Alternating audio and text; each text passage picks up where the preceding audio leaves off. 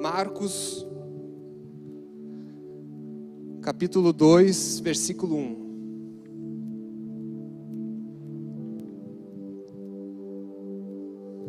Amém?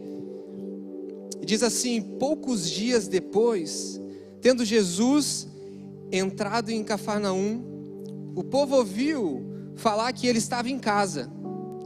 Então muita gente se reuniu ali, de forma que não havia lugar nem junto à porta. E ele lhes pregava a palavra. Vieram então alguns homens trazendo um paralítico, carregado por 4 deles. Não podendo levá-lo até Jesus, por causa da multidão, removeram parte da cobertura do lugar onde Jesus estava, e pela abertura no teto, baixaram a maca que ele estava deitado, o paralítico. Vendo a fé que eles tinham, Jesus disse ao paralítico: filho, os seus pecados estão perdoados. Estavam sentados ali alguns mestres da lei, raciocinando em seu íntimo: por que este homem fala assim? Está blasfemando. Quem pode perdoar pecados a não ser somente Deus? Jesus percebeu logo no seu espírito que era isso que eles estavam pensando, e lhes disse: por que vocês estão remoendo essas coisas em seu coração? Que é mais fácil dizer: seus pecados estão perdoados? Ou levante-se, pegue a sua maca e ande.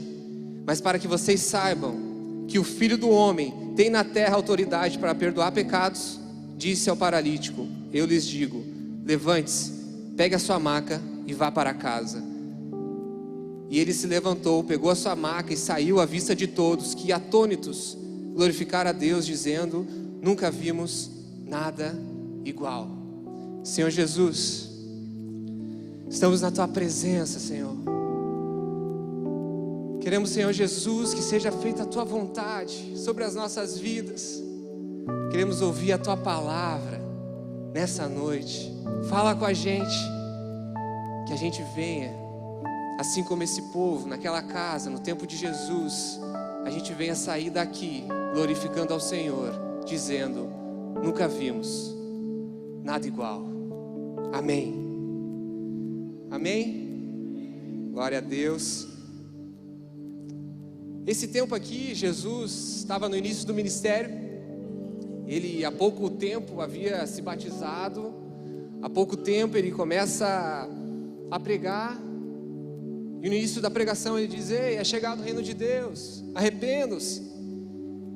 E Jesus vai sendo conhecido, vai caminhando pela região da Galileia, fica famoso por um grande sermão, que é o Sermão do Monte. E aonde Jesus ia, agora vinha uma multidão, porque aonde Jesus chegava havia transformação, aonde Jesus chegava havia cura, aonde Jesus chegava havia perdão de pecados.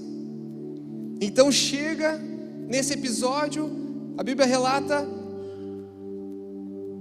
chegando de volta a Cafarnaum, Jesus volta a Cafarnaum. E acontece esse episódio que eu fiquei apaixonado. O relato é que alguns amigos levam um paralítico até a presença de Deus. E o primeiro ponto que a gente vê aqui, chama a atenção logo de cara, é: que amigos são esses? Além de pegar esse paralítico e carregar, não sei qual é a distância, mas chego lá e tá lotado. Se eram uns amigos meus aí, já tenho desistido na hora.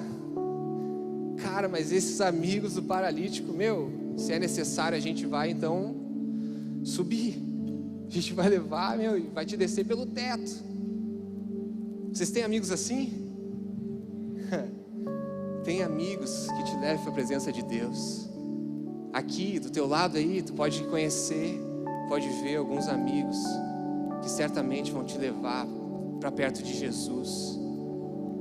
Eles levaram aquele homem paralítico com aquela esperança: nós vamos mudar a tua história, porque tem um Jesus aí que está ficando famoso, está curando, está restaurando.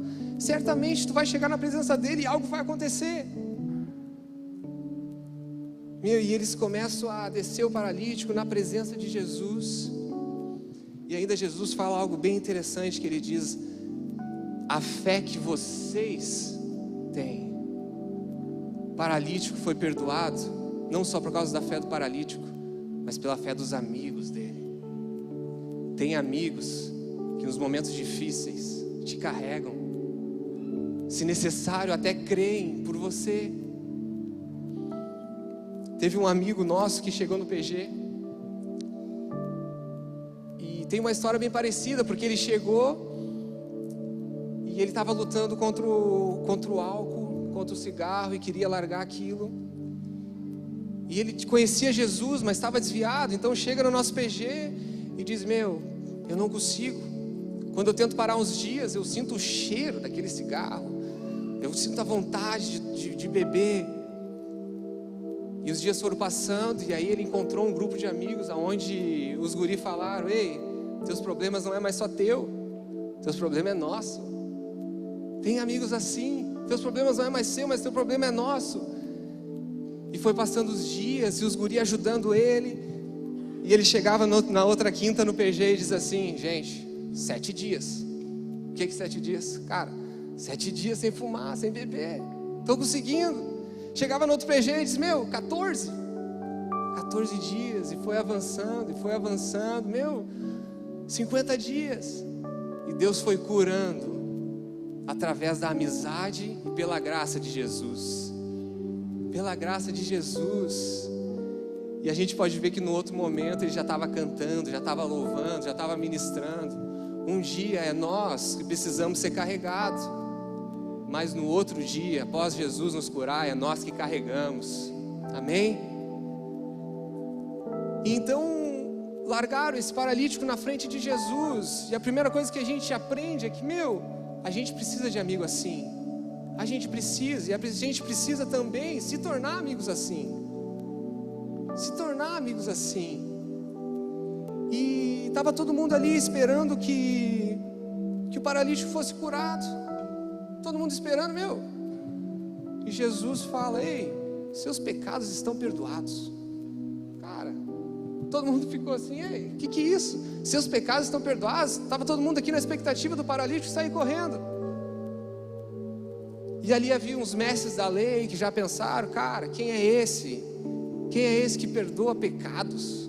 Cara, isso aí está blasfemando. Quem é esse? Porque eles estavam acostumados com outra realidade. Eles não estavam discernindo que era próprio Jesus ali entre eles. Eles estavam acostumados com o perdão de pecados como era antigamente, lá no tempo de Moisés. Desde do tempo de Adão e Eva, quando eles pecaram, naquele momento ali, eles perderam essa comunhão com Deus. E ela começou a ser restaurada através dos tabernáculos, aonde uma pessoa tinha acesso a Deus, à presença de Deus.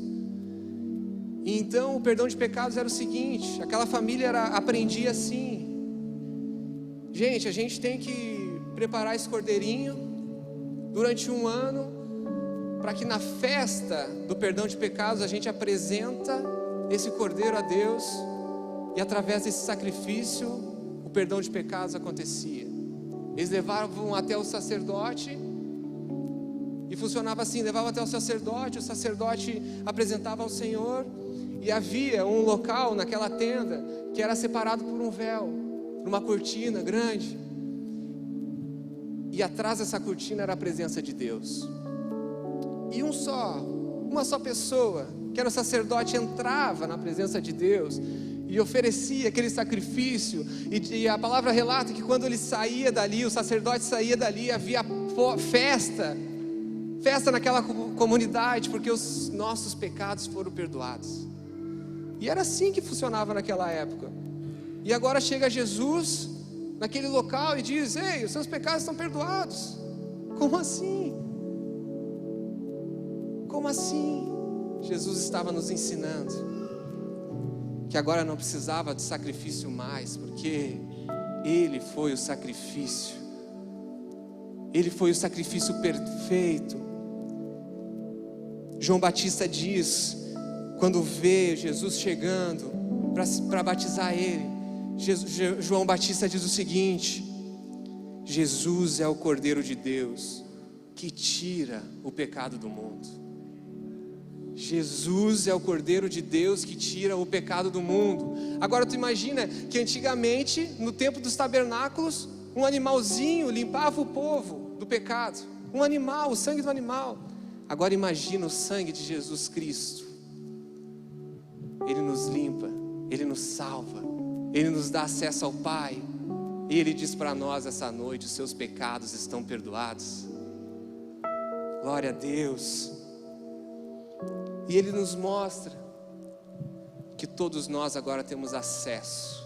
A Bíblia relata que aquele véu que separava a presença de Deus do povo, no sacrifício de Jesus na cruz, o véu se rasga de cima a baixo, representando agora que a presença de Deus está acessível a todos nós. A presença do Senhor Jesus agora está acessível a todos nós. Os discípulos estavam começando a ficar acostumados com Jesus ali, com eles, até que Jesus diz: é necessário que eu vá. E os discípulos: como assim? Está tão legal, agora que a gente está fazendo sucesso aí, aonde a gente vai, tem uma multidão, é necessário que eu vá. Jesus fala. E os discípulos não estavam entendendo o que pode ser melhor do que acordar toda manhã e Jesus aqui com nós, tomando aquele mate, tomando um cafezinho preto, indo por aí, curando alguém. O que pode ser melhor? E a Bíblia fala, em João 14:15, se vocês me amam, obedecerão aos meus mandamentos, e eu pedirei ao Pai, e Ele lhes dará outro conselheiro, para estar com vocês para sempre, o Espírito da verdade. O mundo não pode recebê-lo, porque não o vê nem o conhece, mas vocês o conhecem, pois Ele vive com vocês e estará em vocês. Não os deixarei órfãos, voltarei para vocês. Dentro de pouco tempo, o mundo não verá, mas vocês, porém, me verão, porque eu vivo, vocês também viverão. A presença de Deus agora, através do sacrifício de Jesus por nós, ela está acessível a todos nós.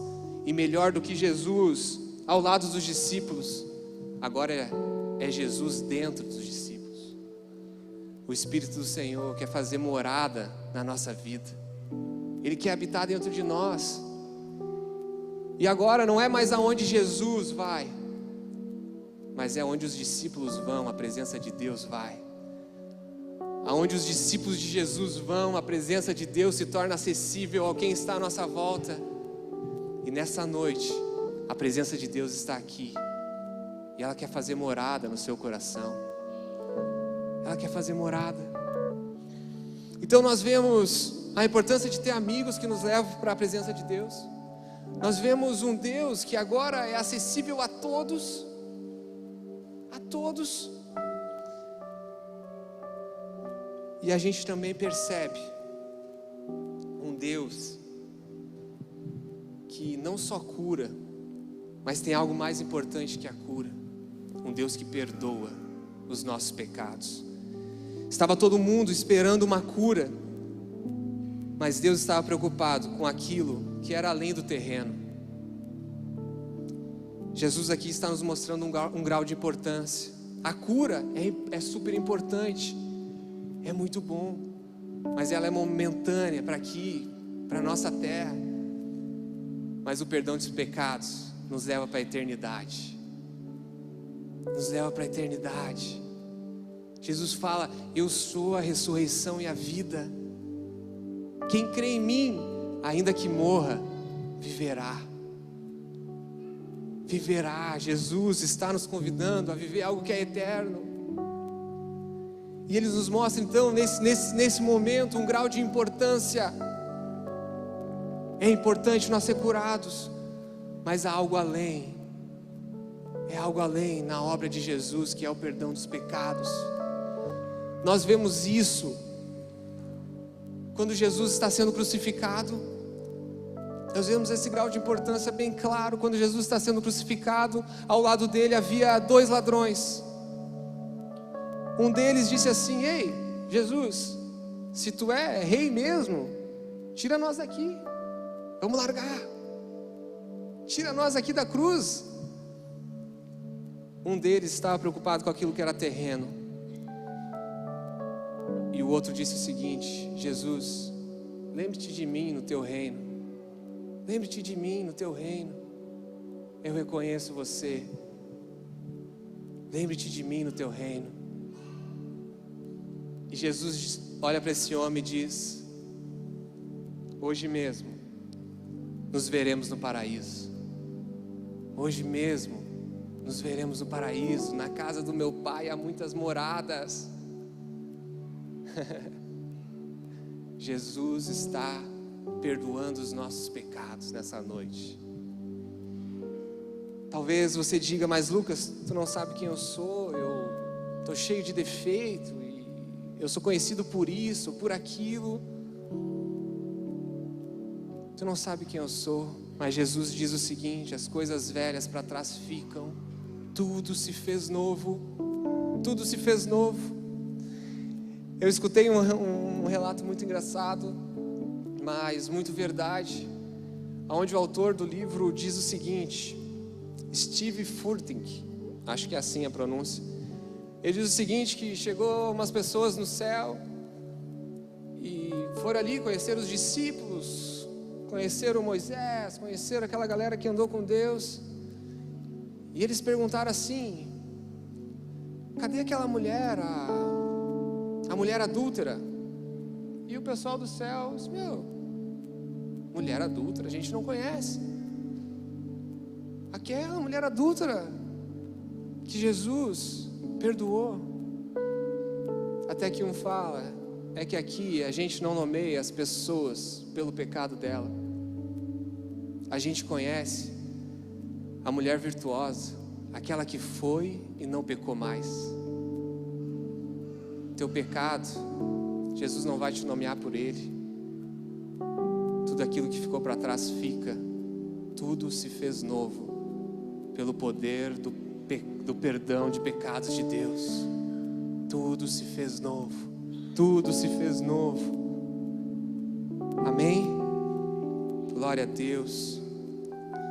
Glória a Deus. E a gente vê que Jesus também se preocupa com aquilo que é importante para a gente. E ele diz no versículo 9, a galera toda aquela, estava todo mundo na expectativa, mas será que não vai curar? Ele perdoou os pecados, mas ele também curou. No versículo 9 diz o seguinte: levante, pega a sua maca e ande. Levante, pega a sua maca e ande. E acontece um milagre também na vida do paralítico. Chegou paralítico, através dos amigos, chegou na presença de Deus. Jesus cura ele, salva ele primeiro, cura ele. Ele sai, levantou, pegou a sua maca. E a gente vê milagres relatados na Bíblia o tempo todo. No Antigo Testamento, nós vemos muitos milagres. Me vem à mente dois, por exemplo, de Ana e de Sara. Ana não podia ter filhos e clamou ao Senhor. E Jesus, e Deus, na verdade, escutou a oração dela e não deu só um filho, mas deu Samuel e mais 5 filhos.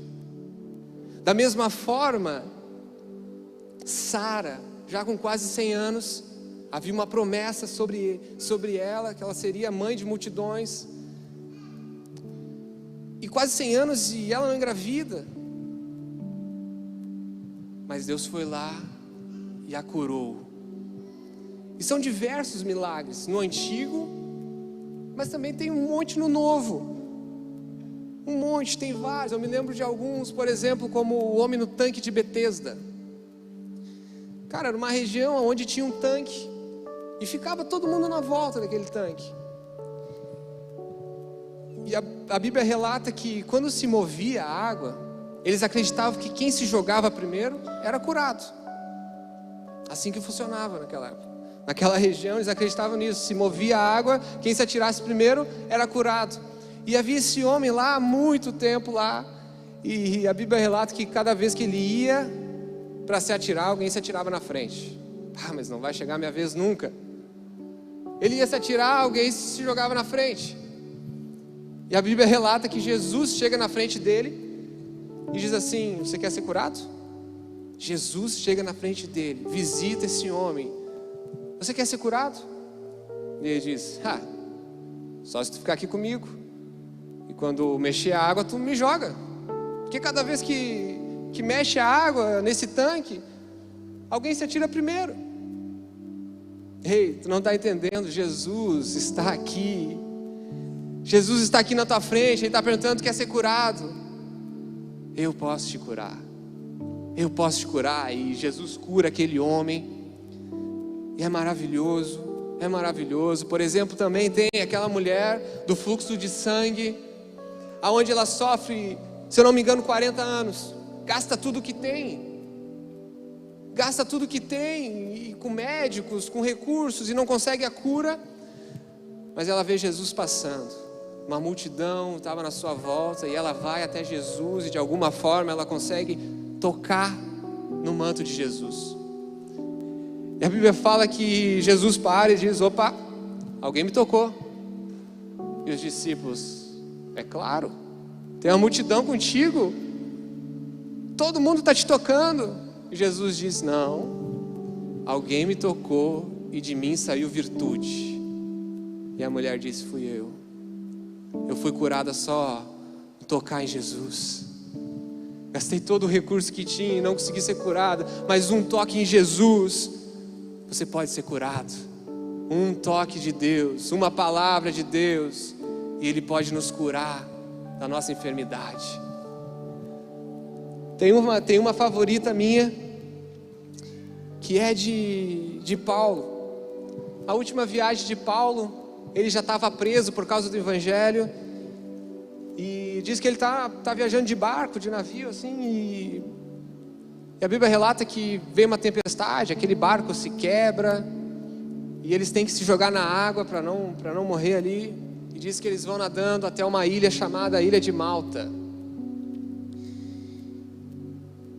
E diz que chegam nessa ilha, são bem recebidos, começam a fazer uma fogueira para se esquentar.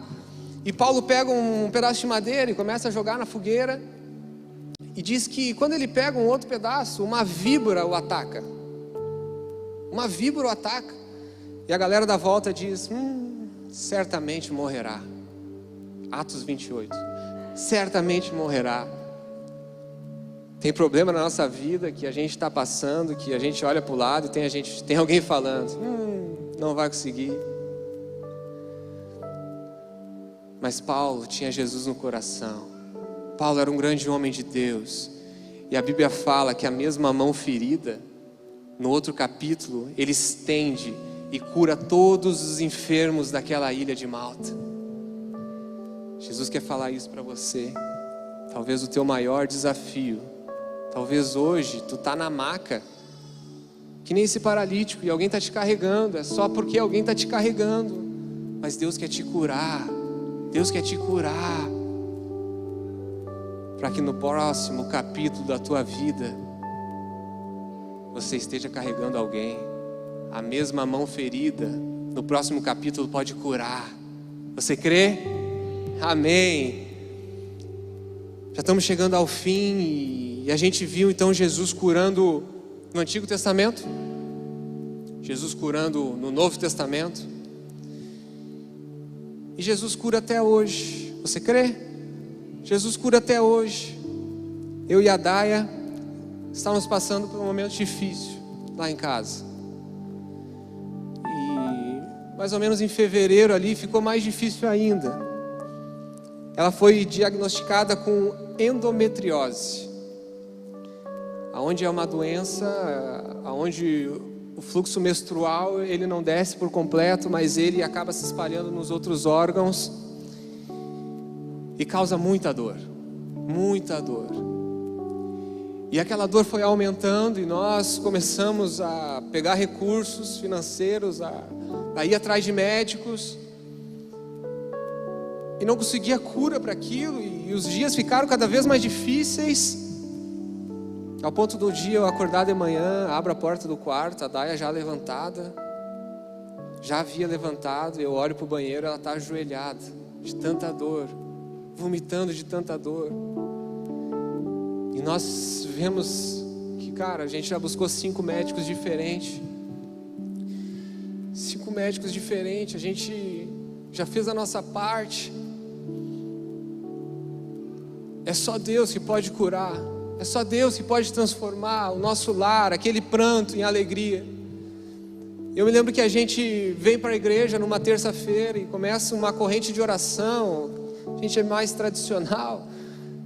Vamos lá, vamos nas terças, vamos orar aqui na frente. E a gente vem, ora. Um dia o pastor Wagner nos unge com óleo e ora por nós. E a gente estava naquele momento bem difícil. E além das dores, veio um quadro médico que eu quero mostrar para vocês. Os 5 médicos estavam apontando para a mesma coisa. Além das dores físicas, agora a gente estava carregando esse laudo, que era o laudo da infertilidade. Por isso que eu citei Ana. Era o laudo da infertilidade que a gente estava carregando agora. A Daia, com vergonha até de eu dividir com os meus amigos o problema de tão vergonhoso que era para ela, o sonho de ser mãe, agora está indo água abaixo. E a gente carregava esse laudo que doía mais do que as dores. Doía mais do que as dores. Os 5 médicos estavam apontando para esse laudo. E chegou um dia que a gente veio numa terça e chorou e colocou diante de Deus e orou. E na outra semana tinha um exame bem difícil para fazer, bem constrangedor. Mas antes desse dia, Deus nos mostrou outro laudo. Esse era o laudo dos médicos que você está vendo aí. E agora eu vou mostrar para vocês o laudo de Deus. O que Deus fez na nossa vida foi isso.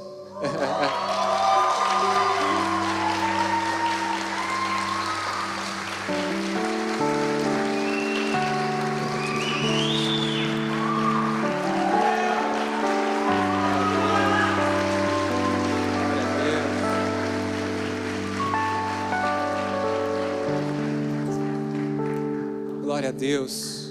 O laudo dos médicos pode ser um, mas Deus tem um laudo para você nessa noite.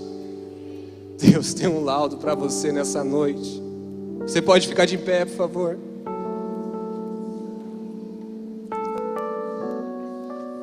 Deus é um Deus que cura até os dias de hoje. Deus é um Deus que faz a obra completa, e nós vimos nesse relato. E o relato acaba assim: atônitos glorificaram a Deus, dizendo: nunca vimos nada igual.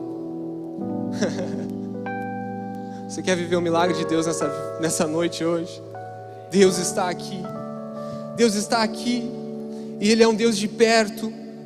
Ele é um Deus que salva. Ele é um Deus que cura.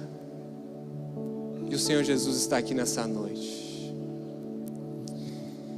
E talvez você está aqui hoje, entendeu essa mensagem, está aqui visitando e nunca levou esse Jesus para casa. Talvez nunca levou esse Jesus para casa, para tua família. E Ele pode transformar o teu lar.